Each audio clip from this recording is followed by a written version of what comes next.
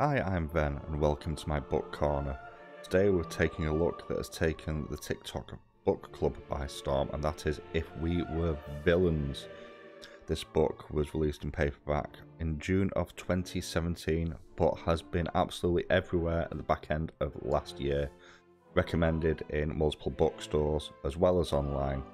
I got my hands on a copy to see if it is worth all the hype it has received. So, as normal, we're going to jump into this looking firstly at story, the world building, characters, story presentation, and then finally we will end on my thoughts on this book and if it is worth the hype train it has received. However, as this is also a book all about stagecraft, I think we might have to have a bit of a change before we go into the first section of the video.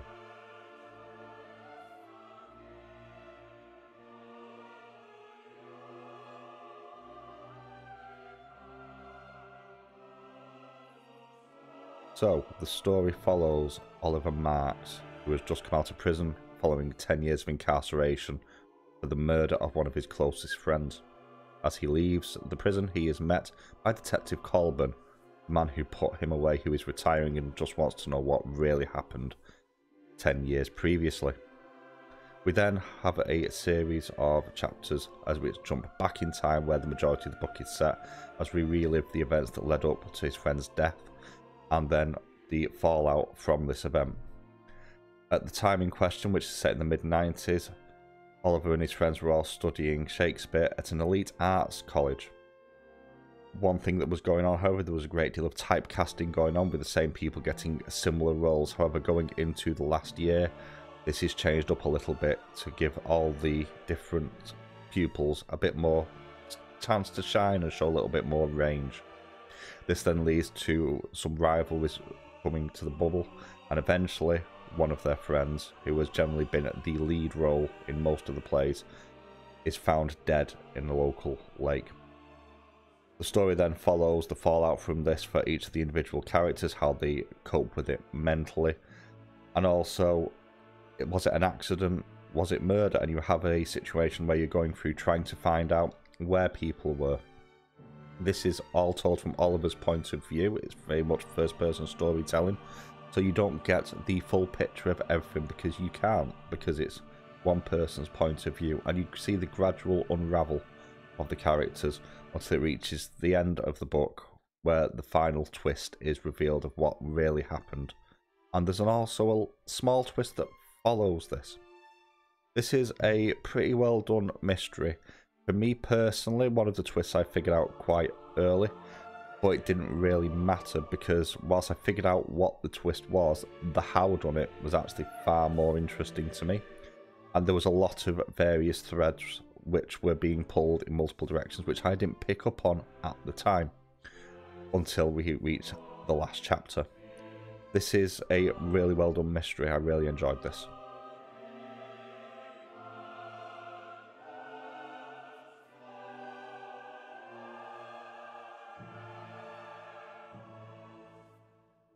So we're going to move on to world building. This is set in the mid-90s, as I've already touched upon, so you do have some of the 90s trappings there, and some things that are missing that you'd find in a more contemporary piece. Things like technology, mobile phones are almost not present as you would expect here. However, what's really impressive with the world building here is the look behind the scenes, pardon the pun, of Stage School. The author themselves was an actor before they were an author, and they attended Stage School themselves in England, and this almost feels like a peeling back of the layers and a critique of how Stage School is.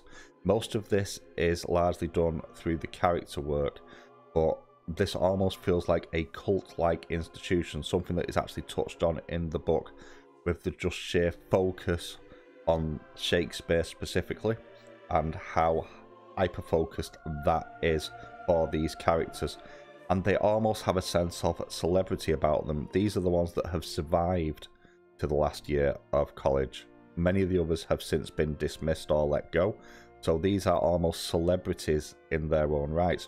And you kind of see that in the way they act throughout. You get the scenes of excess, you get the student culture, which is synonymous, especially in the UK, of what that looks like, the heavy drinking and the illicit substance abuse and stuff like that. You also get the sheer protection of the college's reputation. When bad things happen, it's not so much covered up, but it's swept to the side, so it's not really noticeable, and how the college manages this. And it's all really, really well done.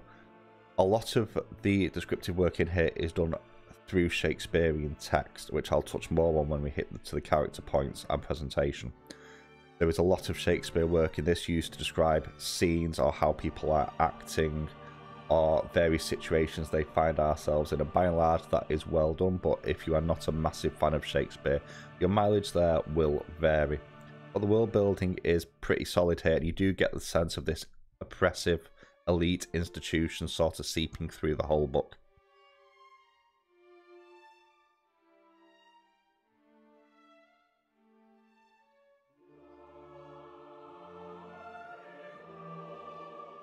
So, on to characters, and this is a bit of a weird one for me. So, Oliver is the main protagonist of the story. Everything's told from their point of view. And it pulls it together in a nice bow at the end, that Oliver is basically just a nice guy who sort of accepted that they're never going to be the star of their own show. They're always going to be in the supporting cast. And when it switches round, you have the various conflicts that occur with him. He's really well written. He's more complex than he initially appears, because he first comes across as a bit of a blank slate. But the further in, you sort of start to peel the layers away. You look at his difficult home life with his family, who didn't really appreciate the fact they were going into a creative rather than a more logical or financial sort of education system. You also get the feel of how much this means to him and how invested he is, and almost addicted, which is a term that's also used in this, to the world that he's in. And you also get the sense of pressure that he feels and how close he is to his friends. So when the death happens, he's struck by it, it hurts him. He doesn't know how to feel by it because there had been some conflict up to this point. And there's almost this gradual unravelling of this character who wants to protect their friends, and that runs all the way through the book. And actually, it's something that comes to roost right at the end, where it becomes clear that you don't have all the pieces as Oliver, and it ties it all up really nicely at the end. And there is a suggested ending to this, which is actually quite a good ending for Oliver. It's really well done. The rest of the cast are spotty. A lot of them, because they've been typecast within the stories that they've been acting in, a lot of them actually hit that typecasting overall throughout. They do have their own sort of personalities, their own likes, their own dislikes. You can see clear narrative differences between them and why some of them get on, some of them don't, and where the fallouts happen. But the problem I have with this is a lot of this is again done through the quoting of Shakespeare, which is a deliberate choice to sort of depersonalise the other characters and depersonalise the person, because these are actors who put on the mask to act.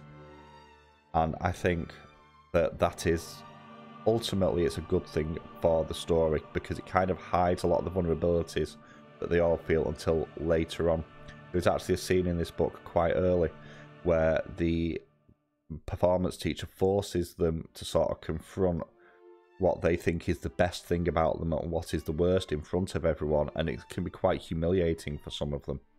But the character work here is really, really good, and especially as you get a good payoff at the end, it's well worth it.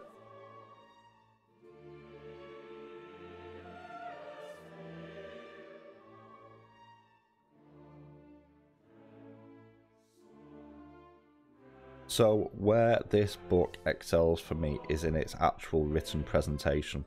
So it's split into 5 acts rather than parts. First of all, a nod to the fact it's set at a stage school, and each act is preceded with almost a fast forward to act like a narration for what's coming up, almost like a preview without actually spoiling anything. Each of the acts make complete sense and bookmark each section of the story really, really well. As I've already mentioned, there is a lot of quoting of Shakespeare in here, and it's obvious that the author is very aware of the source material, as you would expect. I am not a massive Shakespeare buff. When I studied it many years ago at this point, it felt like someone was pulling my teeth out. But I appreciate how it's been used in here, if for me a little bit excessively. But again, that feels like a deliberate choice to kind of mask the true characters. And it does add to the mystery and sort of obfuscate some of the facts as you go. On top of that, you also have the way that the characters begin to unravel. And that is really well done. They do a really good job of making sure that it's not completely obvious how the death happened. There are enough question marks throughout the entire book that you couldn't necessarily figure out if it was foul play or not without spoiling too much. And part of the twist at the end is the actual, not so much the whodunit, but all the strings that have spun off from it, not even leading up to the death, but afterwards, as you realise just how much or how little various characters knew about this. And that is really well done. The mark for me of a good mystery book isn't necessarily the source of the mystery itself, but how it pulls together.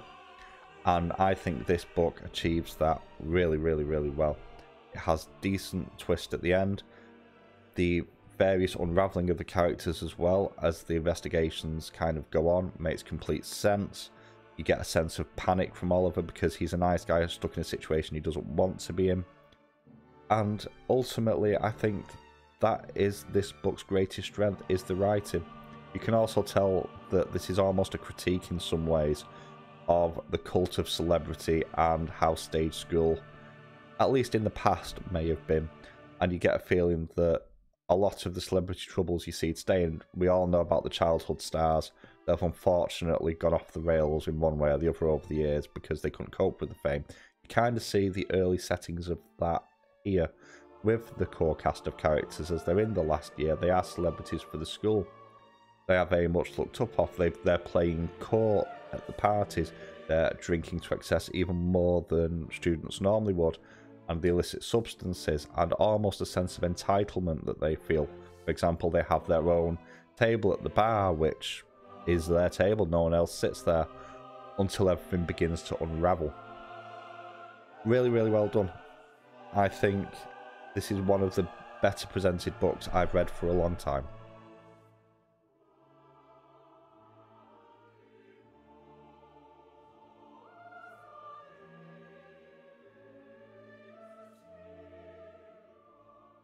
So my final thoughts on this are a little bit conflicted, and a large part of that is because I'm not a massive fan of Shakespeare. And there is a lot of Shakespeare in here as an almost cult-like figure all the way through. There are a lot of Shakespeare quotes in here between characters. Ultimately, for me, it was a bit too much, but I understand why it was done, and it makes sense for the story and the way the characters were portrayed or avoided in being portrayed. The mystery was really good, the story is decent. The fact there's a implied happy ending for Oliver as well, I actually appreciate. Bit of a twist at the end. The twist for how the death occurred, again, the actual mechanics of it are more interesting than the whodunit for me personally, but that doesn't actually take away from the mystery that's going on. And this is a really interesting book in the way it critiques the student culture of the 90s and the art school culture, which to a lesser extent probably still goes on to this day. For me, this is an easy 4-star book. I can see why this is such a easy recommend to so many people, and I can see why it's sort of taken off in the last 6 months as much as it has, even though it's a book that at this point has been out for nearly 6 years, I'd say. Well, that's my thought on this book. If We Were Villains. Have you read this book? Did you like it? How did you find it? Have you got any books that you'd like me to read or review?